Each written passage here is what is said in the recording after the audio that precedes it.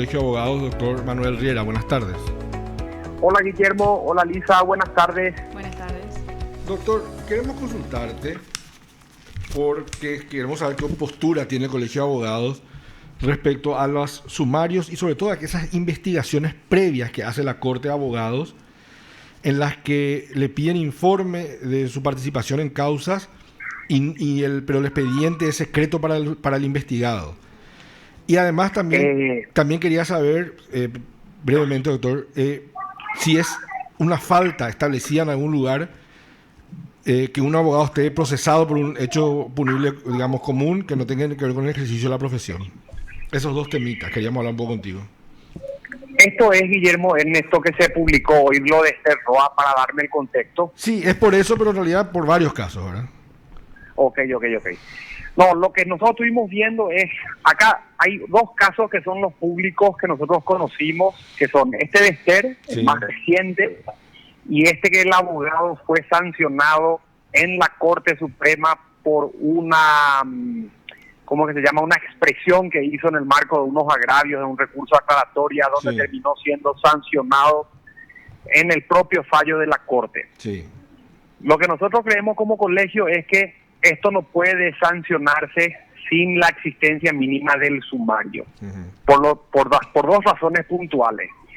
Porque si bien es cierto el Código Procesal Civil, por ejemplo, que es lo que le ocurrió a este colega, autoriza entre las facultades instructorias y ordenatorias de los jueces, tratar de armar con eso la sanción de las personas en el marco de un proceso, hay posiciones mucho más garantistas que autorizan que la Corte antes de sancionar o el juez antes de sancionar instruya primero el sumario para que el propio Consejo de Superintendencia diga esto ocurrió o esto no ocurrió. ¿Por qué? Porque la ley orgánica de la Corte no establece la autorización de la sanción por fuera del sumario.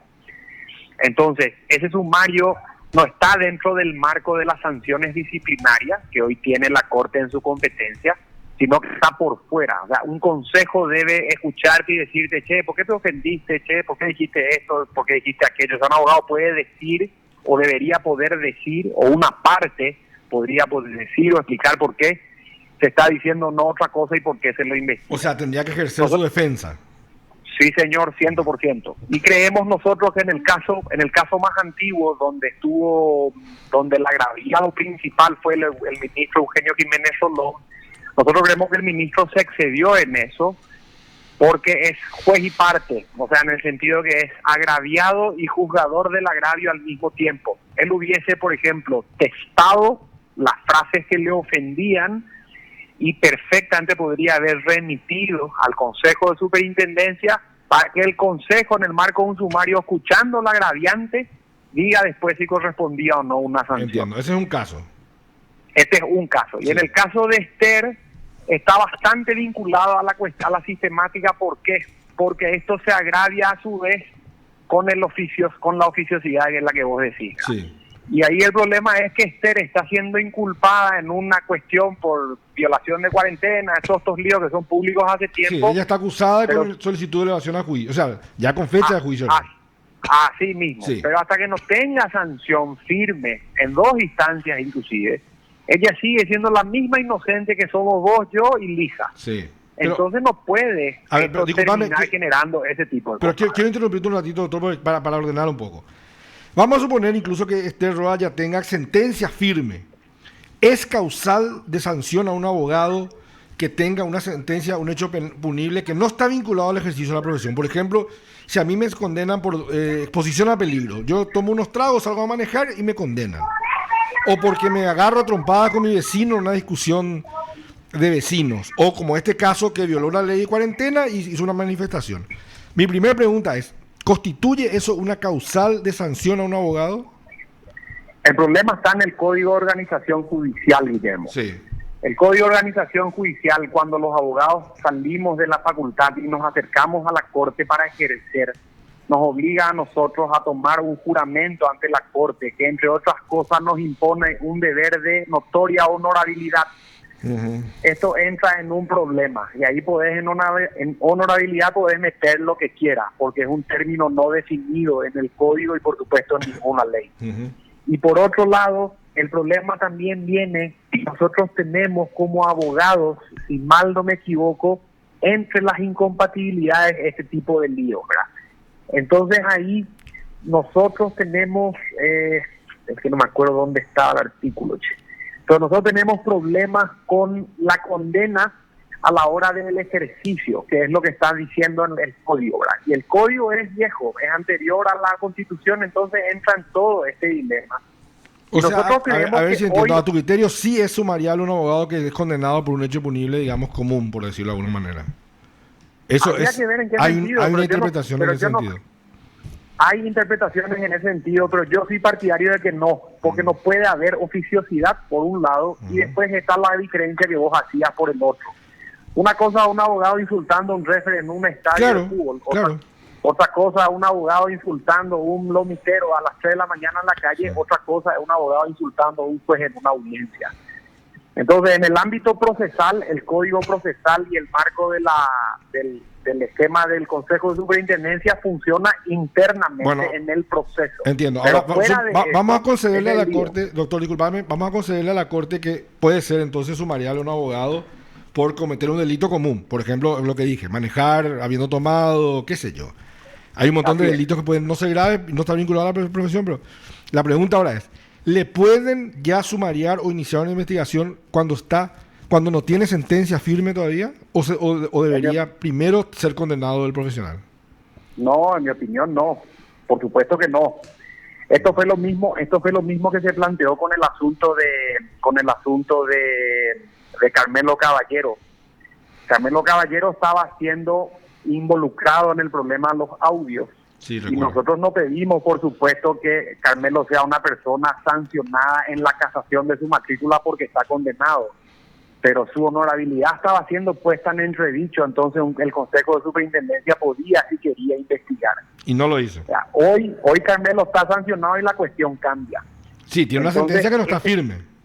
Exactamente. Entonces, a partir de ahí, la Corte tiene que esperar con cualquier persona condenada firmemente que la condena se dé o no se dé, y en función de eso, si es que las denuncias están a actuar, pero la oficiosidad a mí me preocupa, ¿verdad? Y en el marco de la Constitución nueva, cuando las leyes son antiguas o anteriores, yo prefiero que el oficio o la actuación de oficio se omita. Entiendo. Definitivamente. Otra pregunta entonces para ir avanzando.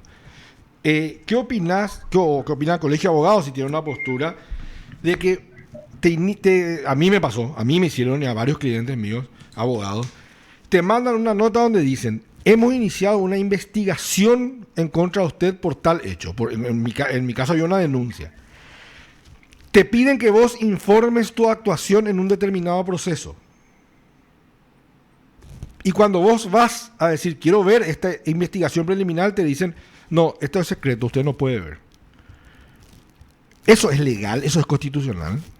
¿Quién te manda la nota? La Corte Suprema, Superintendencia, la Corte Suprema de Justicia. La Corte Suprema recibe una denuncia contra un profesional. O hubo de oficio en los dos casos. Ellos inician, que es lo que le está pasando a María Esther Roa. María Esther Roa no puede ir a ver ahora esta investigación en su contra. Cuando a mí me sumariaron, me pasó lo mismo. Fui a ver... Sí, pero una locura. Bueno, sí, está bien, eso quería saber. Y yo fui a ver y me dicen, no, doctor, entonces presenté una nota diciendo, ¿cómo ustedes me piden a mí? Primero que le informe si yo sigo siendo abogado en un proceso, pregúntenle al juez, ¿verdad? Segundo, que yo colaboro en una investigación en mi contra, ¿verdad? Y tercero, me dicen que es secreto para mí. Le presenté por escrito una nota y les dije, yo no voy a colaborar nada con ustedes si no me dejan ver el expediente. No me contestaron, siguieron adelante y después me iniciaron el sumario. Y bueno. No, claro, una locura. No puede el sumario hacerse. Ojo, para ser conocimiento público, sino del propio sumariado. No, para ser estricto, no es un sumario. Vos no estás sumariado todavía. Te abren una investigación previa, pero a Manuel Riera. No es a cualquiera, ya es contra Manuel, pero vos no estás sumariado. Entonces de eso se agarran para decirte que, digamos, que es secreto, que vos no puedes ver la investigación en tu contra. Vos no puedes ir a aportar, por ejemplo, elementos. Pero esa investigación no tiene figura. No tiene figura en el marco normal, figura en el marco normativo, ni del Código de Organización, ni en el marco de la Ley Orgánica de la Corte, ni de las acordadas disciplinarias. Solamente se habla de sumarios. Si ellos le quieren llamar investigación o averiguación o lo que quieran a esa etapa previa donde recogen información, lo mismo. El sumariado más que nadie, o el eventual sumariado más que nadie, tiene derecho a intervenir. ¿Cómo no va a poder? Claro. Todo eso se va a utilizar después como prueba en contra de uno, y el control de la prueba es elemental en un principio adversarial como el nuestro, ¿verdad? ¿Qué opinas? O sea, no se puede aceptar. ¿Qué opinas de que te sumarien por unos hechos, se decida que no se comprobó que hubo falta, pero que mientras dure el juicio queda abierto el sumario hasta que termine tu actuación en ese juicio? Luego, una vez que termina el juicio, te sancionen por hechos que no te defendiste. El sumario no puede quedar abierto para siempre, Sí, ni puede. subordinado a la duración de un juicio. Sí, puede. Según los ministros de Corte, sí puede. Sí, pero es una locura, porque eso viola un principio que está establecido por la propia Corte. La propia Corte, por ejemplo, en el marco de la sala penal, que es la que trabajó mucho este asunto, la sala penal, que a su vez es sala contenciosa en la Corte, tiene un criterio muy, muy establecido. Te estoy hablando de más o menos los últimos, sin exagerarte, 8 años, fácil. Todos los años conseguís acuerdos y sentencias de ese estilo, estableciendo la duración máxima de los sumarios administrativos. Porque esto empezó a darse puntualmente con las duraciones de los sumarios en aduanas, que es un nicho feroz de problemas. Sí. Y Sí, con sí, un marco administrativo no judicial. O sea, Sí. cuando discutís con el Estado en lo contencioso, terminás en la sala de la Corte. Bueno, digamos, ¿verdad? pero entonces podemos decir... Ahí está el criterio establecidísimo, eso. Pero 100%. podemos acordar entonces de que hay en sumarios que lleva la Corte contra abogados, hay, digamos, abusos y violaciones a la defensa. Sí, claro, y además hoy tenés una ley. Hoy Ahora, tenés no, una te ley que pregunto- establece la duración máxima, ¿verdad? Ahora te pregunto una cosa, como presidente del Colegio de Abogados, ¿no es preocupante que la Corte Suprema, en sumarios a profesionales del derecho, desconozca principios tan elementales del debido proceso, de la defensa, de la duración de los sumarios? No es preocupante eso para el Colegio de Abogados. Es preocupante, pero no llegó absolutamente nada ahora mismo al colegio, Guillermo. El único asunto que llegó, pero no llegó al colegio, llegó directamente a la Federación de Colegios, que es la CONAP, que es la que tomó el asunto. Es la persecución del presidente del Colegio de Abogados en Luque, por un lado, que terminó también con los mismos problemas, un problema fiscal feroz, y está el asunto de Esther Roa por el otro lado. Pero puntualmente a nuestro colegio no llegó ninguna denuncia en este tema. Lo único que nosotros hacemos son posturas públicas sobre temas públicos, pero en la medida que se publican. Yo acabo de pagar mi cuota de Colegio de Abogados. ¿Le quieren ver mi sumario? Que dejaron abierto y después me sancionaban por hechos distintos a los sumariados. Mandanos cuando quieras, pero por supuesto. Voy a ir, les voy a llevar. Sí, si podemos ayudarte, pero por supuesto, de eso se No, trata. ya terminó mi sumario, para que vean nomás el antecedente. No, está espectacular, sin problema. Doctor, una consulta. ¿Ustedes Sí, van Lisa. a tomar postura con respecto a este caso de Esther Roa? ¿Cuál sería la posición institucional de parte del colegio? En este momento lo que estamos esperando es, por un lado, la invitación del CONAP. Nosotros como CONAP tenemos que reunir 25 presidentes de colegios de abogados del país. Esa reunión se tiene que hacer, si no en esta semana, al comienzo de la siguiente como mucho. En segundo lugar, vamos a conseguir toda la copia de lo que le pasa a Esther, porque lo de Esther ahora se inició recién, y esto fue noticia porque se corrió una imagen de un posteo que hace ella en sus redes sociales. O sea, ella misma se está enterando recién. Entonces la intención es acceder a todo lo que ella tiene y a partir de ahí involucrarse, ¿verdad? Posturas en sentido abstracto no te lo puedo dar ahora porque no sabemos exactamente de qué se trata. Pero sí, el involucramiento se va a dar inclusive a nivel de federación de colegios. O sea, eso está presente y es un tema que nosotros no solamente le señalamos a Esther cuando hablamos en radio, por ejemplo, con ustedes, se lo señalamos a Diesel en la primera reunión de gremios con la Corte y se lo señalamos inclusive a la propia Fiscal General del Estado en la primera reunión que tuvimos este año, donde le dijimos que el caso de Esther puntualmente, unido al de Graci, por ejemplo, que son los públicos principales, no excluyen las más de 3.000 imputaciones que tuvo al cierre del 2020, todo el año en el marco del Ministerio Público, que está simplemente limitándose a criminalizar las libertades de la gente. O sea, nosotros tenemos muy, muy presente cómo se está encontrando en todo un hecho punible, o en todo un delito, o en todo una restricción. O sea, nosotros vemos con muchísimo peligro cómo se ha criminalizado cada vez más la libertad de las personas y en caso de duda la persona va en cana. Sí. Y no puede ser. En caso de duda la gente se imputa. En caso de duda la gente se le investiga. En caso de duda la gente está delinquiendo. La aplicación de medidas cautelares es automática, doctor. Es una locura, ¿verdad? Sí. Entonces, todo este tipo de cosas nosotros le señalamos en términos generales todas las veces que hablamos con la Corte, inclusive en reuniones privadas, y a Sandra también por escrito. Por eso ¿Y ellos responden algo? Y por eso es que celebramos la otra vez, Guillermo, la elaboración de ese protocolo. Si bien Sí. a vos te molestó, porque sé que es cierto, ¿verdad? Estás recordando que la ley es vigente, ¿verdad? Quiero aclarar Pero algo. lo mismo. No me molestó el protocolo. Pero Me molesta que los jueces necesiten un protocolo para cumplir la ley. El protocolo está perfecto.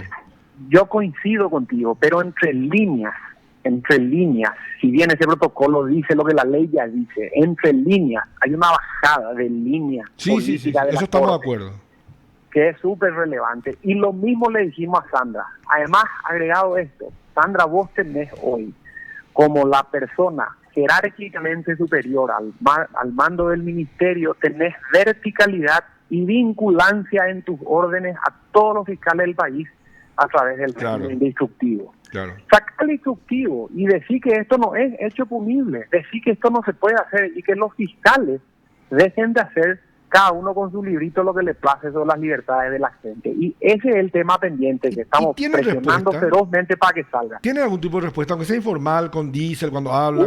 Una respuesta formal, y que sé que no te va a gustar tampoco, ¿verdad? Por supuesto, para eso estamos. Es que no le habías llegado la... Sí, eso leí, me pareció una barbaridad. Sí, es una locura. Pero estamos atrás de que le llegue oficialmente. Claro, es cuestión de... Pero por otro lado, pero por otro lado estamos detrás de ese instructivo y además de que se publique en la web y que los abogados sepan que la política criminal de la Fiscalía General en todos estos asuntos es esta o aquella, y que se deje de hacer lo que se quiera en el marco del Ministerio Público a nivel país. ¿El Colegio de Abogados tiene forma de averiguar una estadística de cuánto dura hoy un juicio civil ordinario en promedio, por ejemplo?